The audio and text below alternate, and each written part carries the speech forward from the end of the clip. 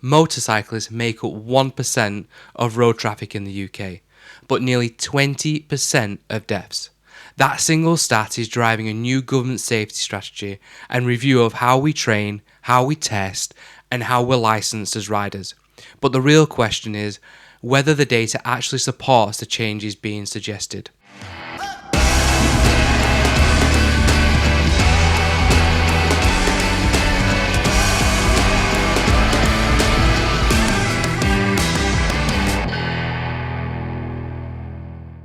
So, welcome back everyone to Talks and Tales. This episode we're going to talk about the government's new motorcycle safety plans and what they really mean for the riders, new and old. So, I just want to start here by saying that this new road safety strategy isn't live yet. It's still in a consultation phase. But this new UK road strategy is being released after more than a decade since the last one was released. And it does appear that they seem to be focusing on motorcyclists far more than they have done previous. So, where are we now? Where are we up to? So, they've currently opened up consultation. So, consultation is now open. So, people do need to go and have a look at that and engage. And I will put a link into the description below so people can go straight to it and have a look and see what the government is talking about and look at what kind of things that they're thinking about at the moment and give your opinion, your voice as well. I think one of the key things for me here is that the headlines seem to lack context and numbers.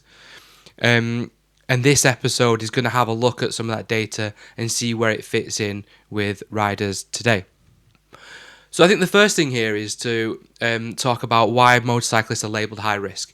And to be honest, I don't think this is a bit of a shock to any motorcycle rider. We all know that riding a motorcycle is dangerous. It's part of the allure to riding a motorbike. But let's just have a quick look at the data. So the motorcycles make up around 1% of the road traffic in the UK, but account for around 19 to 20% of road deaths. Motorcyclists are around 20 times more likely to be killed per mile than car drivers. I mean, that's not really a shock, is it? We all know that we don't ride around with a cage round us. You know, we're Gore-Tex and leather jackets at best. So that's not a surprise. Around 25% of serious road injuries involve a motorcyclist. These figures haven't fallen at the same rate as car occupant injuries. I don't think there's too much of a shock there. We all know that we're vulnerable. We all know that we don't have a cage around us. We all know that it's probably one of the reasons why we do ride, is to have that kind of sense of risk, if you like. And the exposure to different road conditions and different types of roads. You know, we're not just tramming up and down the M6. You know, yeah, we might jump on the motorway to get to certain routes, like we might want to go to the Lake District or ride in North Yorkshire Moors or even head down to Wales or Scotland. The primary focus isn't the motorways to get us to those routes, it's the actual roads that we want to be riding. And fundamentally, those types of roads that we're riding are in the middle of nowhere, and they probably hold a much higher risk than, say, riding or driving on a motorway. I think the real question for me here is, why is this data currently being used to justify intervention? And I'm always a bit sceptical, if I'm being totally honest, when governments appear to be doing things in our favour.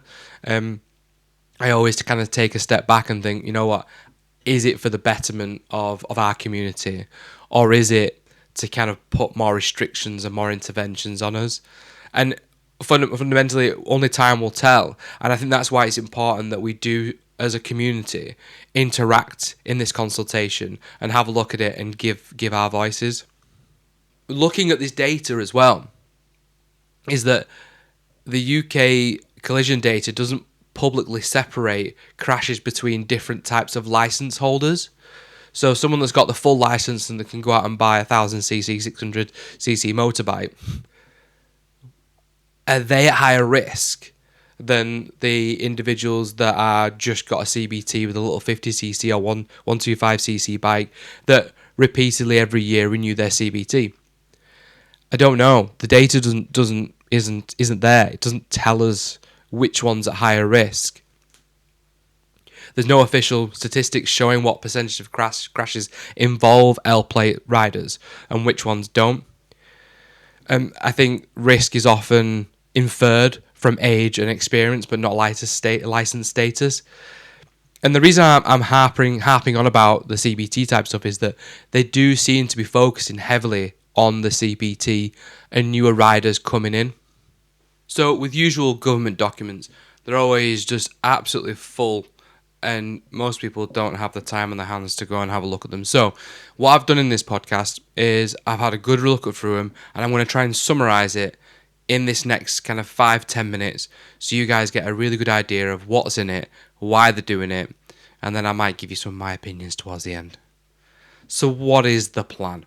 The government has published a new National Road Safety Strategy, and it's the first update in over 10 years. I mentioned that a few minutes ago.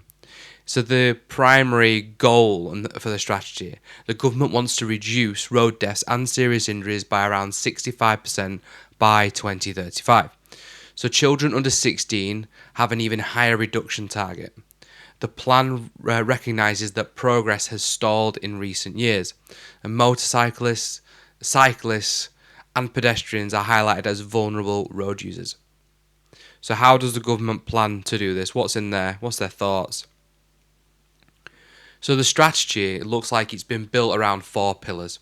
So changing road user behaviour, improving training and education, using technology and data, and designing safer roads and infrastructure. The idea is to reduce harm before the collisions happen, not just respond afterwards. So how does this fit into motorcycles? So as I've mentioned previously, motorcycles have been identified as high-risk group due to injury severity. The strategy acknowledges riders are overrepresented in the fatalities. That's where we talked about how it's only 1% of road users, but actually that 1% represents 19 to 20% of road deaths. Because of this, motorcycles are included in that targeted strategy. So this has led to a separate review specifically focused at motorcycle training, testing, and licensing. So I can't give you too much groundbreaking information here because a lot of the information that's currently on the website is very, very sparse. However, as a bit of a quick high level on the training, testing, and licensing review. So current motorcycle training reflects modern riding conditions. Learners should have a more structured knowledge before riding solo. The progression between license categories is too complex. I'm not too sure it's that complex, but we'll maybe cover that in a minute. So training rather than repeated testing could play a bigger role. Makes me wonder there if they're talking about the CBT stuff. So instructor standards and training quality are consistent. No decisions have been made yet. Again, this is still in the review stage, and it is open at the moment for consultation. So let's try and break down some of the pillars. So behaviour and enforcement. So the strategy places stronger emphasis on risky behaviours. This applies to all road users, not just riders. Focus areas include speed. Oh yeah, of course it does. What do they call them? Cash machines. So yeah, focus areas are speed, distraction. Well, that's going to be phones, isn't it? Impairment and compliance. Enforcement is seen as a key tool for reducing harm. Well, of course they would, because it's going to line someone's pockets somewhere. But you know, it's tricky, isn't it? Because we all have our moments where, do you know what? The road conditions are good. It's nice and quiet. Just open it up a little bit more. I mean, I'm not telling people to do that, just in case I get a knock on the door. But everyone's guilty of it. We all do it. You know, I remember years ago, I can't remember if I've talked about this before. I was riding a quad in Scotland, and I was riding it probably a bit quick, probably a bit erratic. And I was only a young teenager, in all fairness. And it was a family friend's quad, and I was staying with some friends, and my friend's parents saw me riding the quad, and they said, look, if you continue to ride like that, it's going to take it off you. And I was like, okay, sorry, I'll calm down. But the owner of the quad pulled me to one side, And this thing will always stick with me, in all fairness. He pulled me to one side when no other parents were around. And he said to me, look, if you want to ride like a knobhead, do it where no one can see you. And to be honest, I've always done that. Now, ever since he told me that phrase, whenever I always take that kind of mentality of, do you know what, if there's no one else around and I'm up in the middle of nowhere and I want to get a little bit giddy in a corner, what harm am I going to do? The worst thing I'm going to do is roll into a field and trash my bike. Now, I don't want to trash my bike, but, it's just got to use common sense. Flying through a village at 60 miles an hour in a 30, that's just not sensible, is it? So I think a bit of common sense. And do you know what? I think that's part of the problem with this, is that lots of people in society require the government to tell us what we should or shouldn't be doing. But in all fairness, we should just be using our own common sense. We don't need someone else to tell us in a lot of these scenarios. We just need to apply a bit of common sense. But hey, common sense has gone completely out the window these days, hasn't it? So yeah, how does this now, next pillar then, roads and infrastructure. Safer road designs is a major part of the plan.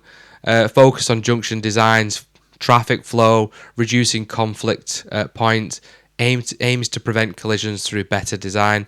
Motorcycle-specific infrastructure measures are limited in detail. Well, of course they're limited in detail. There's never any detail. But the one thing I've always thought is, why can't we use bus lanes? Why? You're forcing us to squeeze between traffic or go round traffic or even sit in traffic, which is just as dangerous, when we could use a bus lane. A guy on a pedal bike can use a bus lane.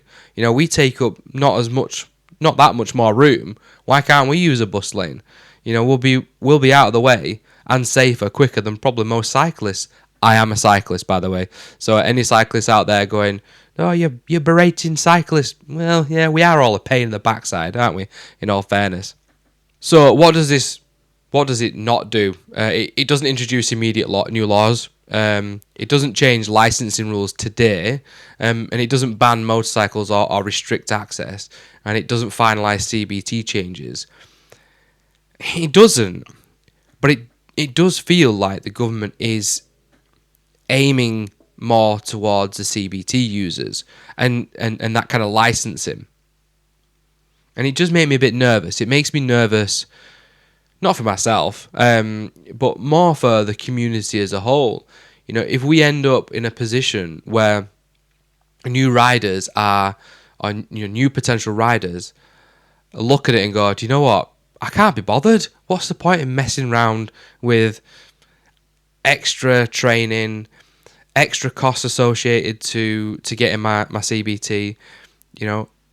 For example, there's talks about putting hazard perception into CBT. I don't know if I agree with that.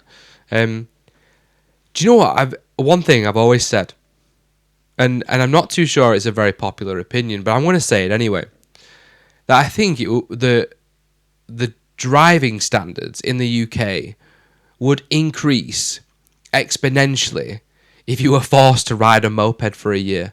I honestly do.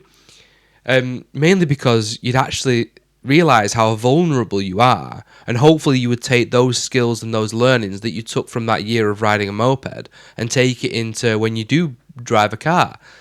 I just think we're looking at it the wrong way, but maybe you can tell me if I'm right or wrong. The interesting part here is whether these ideas really address the risks that riders face from day to day. And I'm not convinced they do.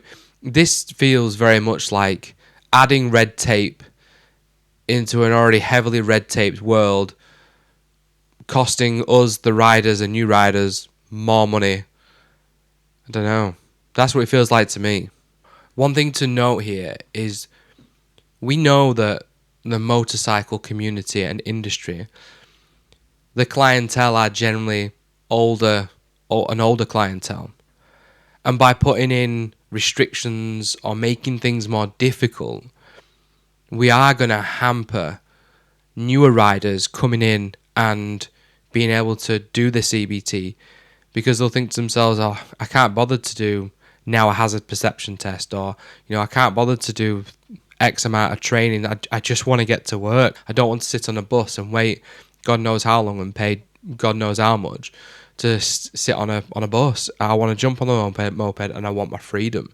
And I think that's fundamentally what the government appears to be kind of missing in this.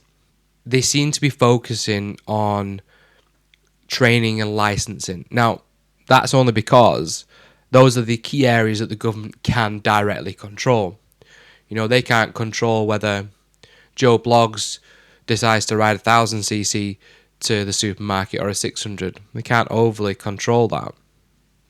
I think the one thing that is clear here, that whatever changes are made to the road safety plans, especially towards motorcyclists, is it's not just going to affect new riders, it's going to affect existing riders as well. So look, this is a topic that's going to continue to evolve as time goes on, especially as the consultation phase starts to progress.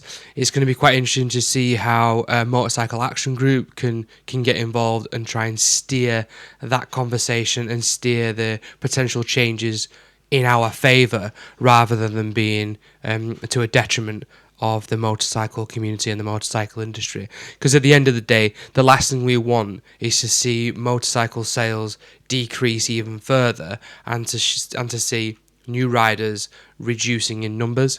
That's not what any of us want. We want to see the motorcycle community thrive and grow. And safety measures are never a bad thing.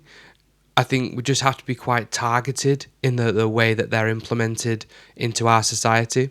Look, I'm going to put a link in the description below to the government consultation, so go and have a look at it. Please do give your thoughts and opinions. Please do interact with our socials as well and tell us some of your thoughts. And then we'll also try and contact Motorcycle Action Group and see if they've got any comments that they might want to add into this community as well. But look, thank you very much for listening. If you're not already, please do subscribe, and you'll be able to hear the new podcasts as and when they come out. They're going to be coming out every Monday morning first thing, so you guys can listen to them on the way to work. Thank you very much for listening, and looking forward to the next one. Keep it shiny side up, guys.